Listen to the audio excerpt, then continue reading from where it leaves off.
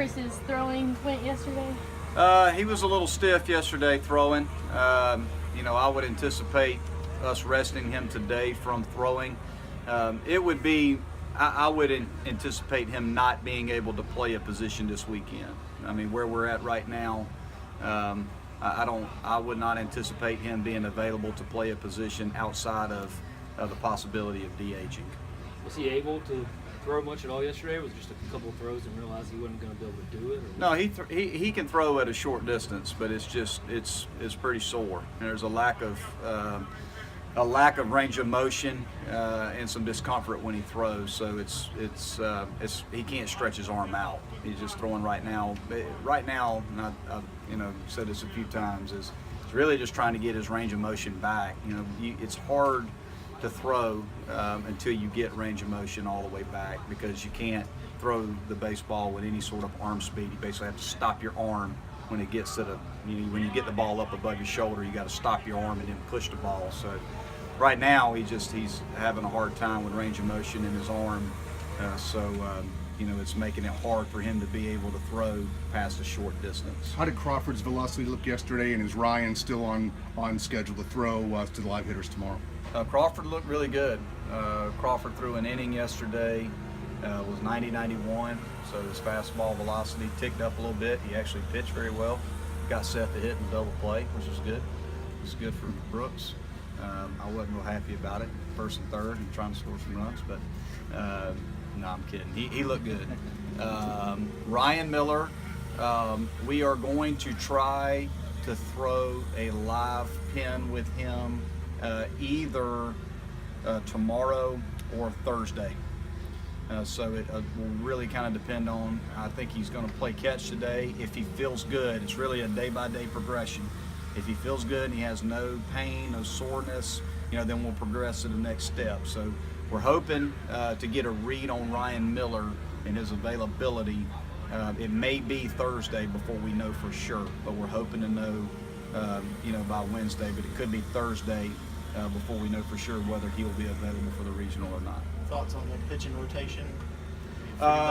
We hope to have that decision by tomorrow. We're just trying to watch everybody on video. We're trying to study all the stats that we can and look at the tendencies, look at each team, look at UNCG, and see who's hot in their lineup and what they're doing versus lefties and righties. And again, just trying to study each opponent to the best of our ability before we make the final decision as to who we're going to start in game one. But we hope to make that decision by tomorrow. Reed Rollman's had a solid last 35 games, but during that 20-game stretch, I think he hit around 500. He had 9 3-hit games. Is that about as hot as you've seen a hitter during your time in the game, during that 20-game stretch he had? Well, he was. I've had a few guys, I guess, over the years who have went through streaks like that. A few of them, but Reed obviously was very, very hot there for quite some time, and swung the bat very, very well for us, and has continued to hit the ball well, even I guess past the streak, so to speak. He still has been able to put together good at bats for us. He's hitting a 2-hole for a majority of the year, and he feels comfortable in that spot in the lineup. It gets him that 5th at bat. It also gives him the right side of the field if we can get our leadoff guy on base, which is good for Reed.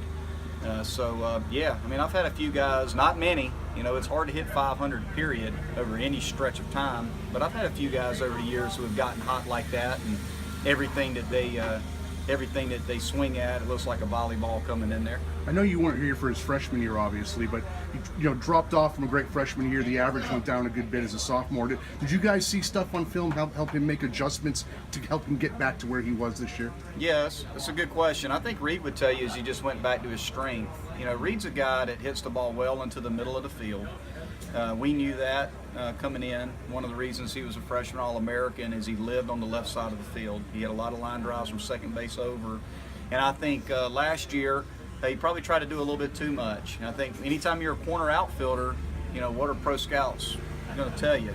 You got to hit for what? For power. You know, if you're going to play left field in professional baseball, you know that you got to try to generate some power. Well, I think Reed probably last year, and he'll tell you, probably tried to do a little bit too much, probably pulled the ball a little bit too much. And I think this year he's went back to his strength, which is staying in the middle of the field. And when he does pull the ball this year, he's been able to get the ball in the air more. I think his swing is a little bit better this year. I think he's worked on some things and made some physical adjustments that have helped him. And right now, Reed probably gets to the fastball better than anybody in our lineup. You know, he's deadly when you throw him the fastball over the plate. So I think it's just a combination of some physical adjustments and going back to his strength from an approach standpoint is why he's had so much success this year. A lot of these